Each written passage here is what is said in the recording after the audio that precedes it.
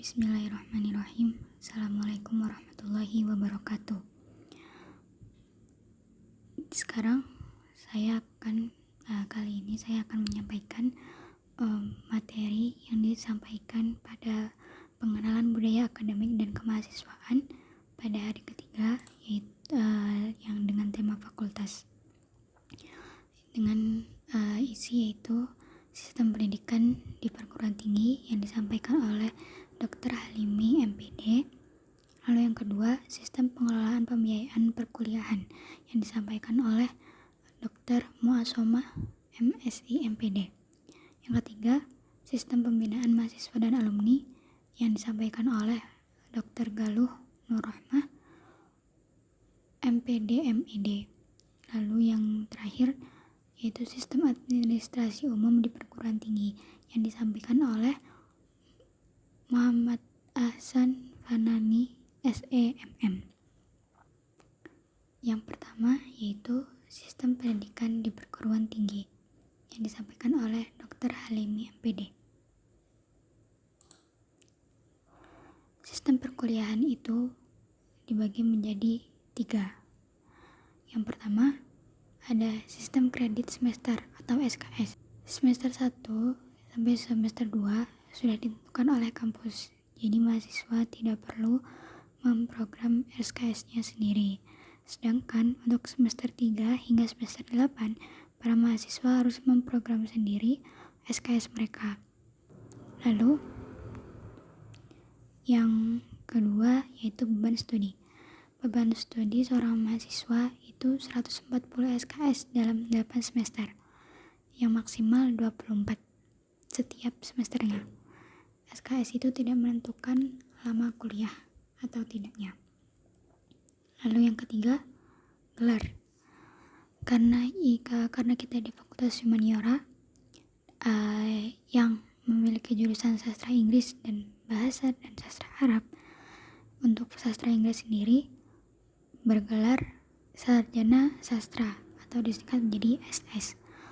Untuk jurusan bahasa dan sastra Arab memiliki gelar sarjana humaniora yang disingkat menjadi SHUM. Sistem evaluasi di perguruan tinggi itu ada 5. Yang pertama adalah UTS dan UAS, yang mana nilai minimal yang harus dicapai adalah 3 agar lulus dan bisa mengambil mata kuliah semester depannya. Lalu yang kedua adalah PKL atau praktek pengayaan lapangan, di mana ditempuh dengan action di lapangan sesuai penjurusan yang diambil pada semester 5. Lalu yang ketiga itu komprehensi. Komprehensi kalau tidak lulus tidak bisa skripsi, karena ini adalah prasyarat sebelum skripsi. Lalu yang keempat yaitu skripsi. Skripsi adalah karya tulis ilmiah resmi akhir seseorang mahasiswa dalam menyelesaikan program sarjana S1 pendidikan. Lalu ada poin tambahan yaitu tentang penjurusan, yang mana diambil pada semester 5. Nah, mereka harus minimal lulus 3 mata kuliah sebagai syarat PKL. Lalu ada siakat dan e-learning. Ada 3 poin besar yang bisa diambil dari siakat dan e-learning, yaitu yang pertama operasional, yang kedua cakupan layanan, yang ketiga pengelolaan pembelajaran. Kita bisa mengakses siakat dan e-learning kampus kita di webnya siakat.winmalang.az.id.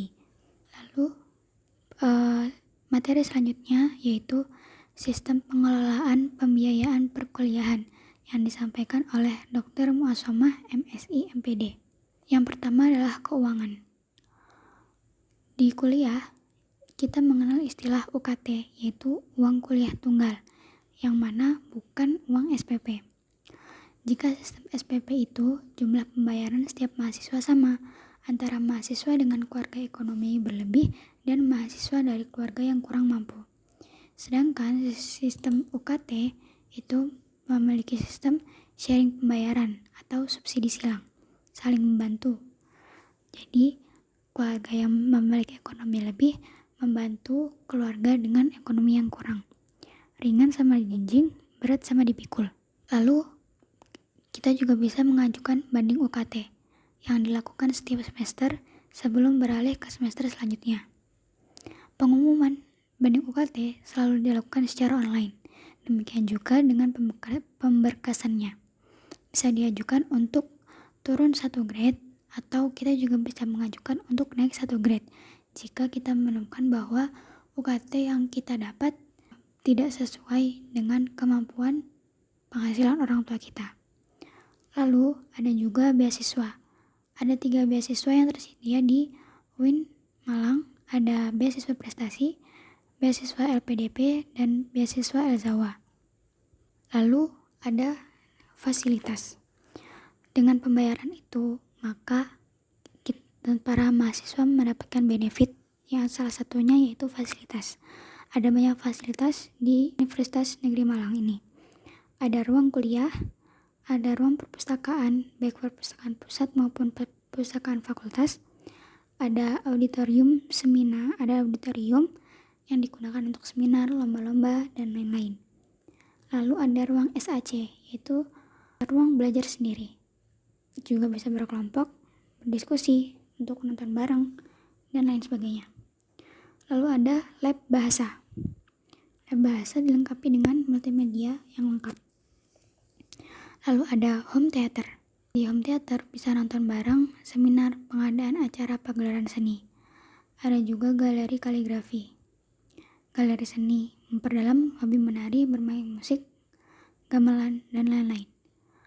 Ada meeting room, yaitu ruang rapat dan ruang ujian. Materi selanjutnya yaitu sistem pembinaan mahasiswa dan alumni yang disampaikan oleh Dr. Galuh Nur Rohmah, MPD MID. Visinya yaitu terwujudnya Fakultas Humaniora Integratif dalam memadukan sains dan Islam yang bereputasi internasional. Ini adalah visi misi dari Fakultas Humaniora. Lalu misinya yaitu memberikan pembinaan dan pengembangan kemahasiswaan berbasis nilai-nilai Islam dalam membentuk mahasiswa yang memiliki kedalaman spiritual, keagungan akhlak, keluasan ilmu, dan kematangan profesional. Menyelenggarakan kegiatan yang memacu penalaran dan minat bakat dalam bidang humaniora, budaya, teknologi, dan seni budaya yang bernafaskan Islam. Yang ketiga, mengembangkan jiwa kepemimpinan, sosial, dan kepeloporan dalam masyarakat berbasis nilai-nilai Islam dan budaya Indonesia. Yang terakhir, mengembangkan kemandirian dan profesionalisme. Fakultas Humaniora memiliki 3 tujuan. Yang pertama, memiliki kedalaman spiritual, keagungan akhlak, keluasan ilmu, dan kematangan profesional. Memiliki kreativitas, inovasi, dan prestasi di bidang akademik dan non-akademik. Yang kedua, memiliki jiwa kepemimpinan, sosial, dan kepeloporan. Yang ketiga, memiliki jiwa kemandirian dan profesionalisme. Fakultas Humaniora juga memiliki program pembinaan dan pengembangan yang terdiri dari 5 program, yaitu peningkatan spiritualitas dan keluhuran akhlak, pengembangan penalaran dan keilmuan, pengembangan potensi dan minat bakat, pengembangan profesionalisme, dan yang terakhir, pengabdian masyarakat. Lalu, Fakultas Humaniora juga memiliki strategi umum pembinaan dan pengembangan. Ada 5 yang saling berhubungan, yaitu yang pertama terprogram. Jika sudah terprogram, maka harus dilakukan dengan sinergis. Setelah dilakukan dengan sinergis, harus dilakukan dengan bertahap dan berkesinambungan. Selain itu juga harus berlaraskan dengan demokrasi. Yang terakhir, seluruhnya harus melakukan secara koordinasi kolaboratif.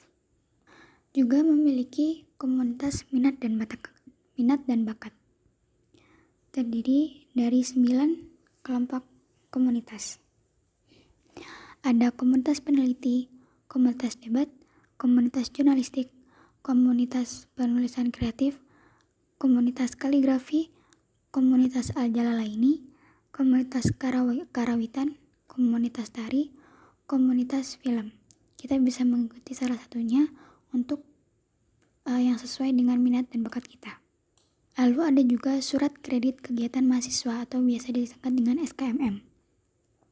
Yang mana poin pertama, semua kegiatan yang dilaksanakan oleh mahasiswa, baik yang bersifat akademik maupun non-akademik, diakui sebagai pemberian bobot tertentu yang disebut SKMM.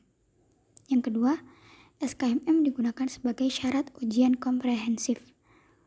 Yang ketiga, syarat SKM adalah 250 kredit. Mahasiswa juga memiliki hak mahasiswa. Ada 6 hak yang bisa mereka dapatkan, yaitu yang pertama, memperoleh pendidikan, bimbingan, dan pengarahan. Yang kedua, memperoleh penghargaan atas prestasi yang dicapai. Ketiga, memperoleh pelayanan di bidang akademik, administrasi, dan kemahasiswaan. Keempat, menyampaikan aspirasi secara santun dan profesional dan bertanggung jawab. Kelima, menggunakan dan mengembangkan kebebasan akademik secara bertanggung jawab. 6. Memanfaatkan sarana dan prasarana sesuai ketentuan. Selain mendapatkan hak, mahasiswa juga memiliki kewajiban yang harus dipenuhi. Yang pertama, memenuhi kewajiban menjaga pergaulan dengan finansial sesuai ketentuan. Lalu, mendukung terwujudnya bilingual university and world class university. Lalu, menjaga pergaulan dengan lawan sesuai jenis norma agama. Yang keempat, menjaga kewibawaan dan nama baik alma mater. Kelima, meningkatkan kemandirian dan profesionalitas. 6. Menghormati sesama mahasiswa dan bersikap sopan terhadap pemimpin, dosen, maupun karyawan. Materi terakhir yaitu Sistem Administrasi Umum di Perguruan Tinggi yang disampaikan oleh Bapak M. Asnan Fanani, SEMM. Layanan administrasi di bidang akademik ada 7 layanan yang bisa kita akses, yaitu ada layanan ujian proposal skripsi, layanan ujian skripsi, layanan ujian komprehensif, layanan distribusi KHS, layanan kegiatan yudisium, layanan praktik kerja lapangan atau PKL, layanan bebas tanggungan. Lalu ada juga layanan umum dan layanan keuangan.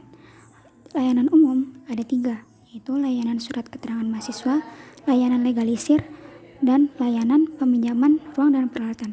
Untuk layanan administrasi keuangan sendiri hanya ada 1, yaitu layanan dana dukungan untuk komik. Demikianlah rangkuman yang bisa saya sampaikan. Kurang lebihnya mohon maaf yang sebesar-besarnya. Terima kasih. Wassalamualaikum warahmatullahi wabarakatuh.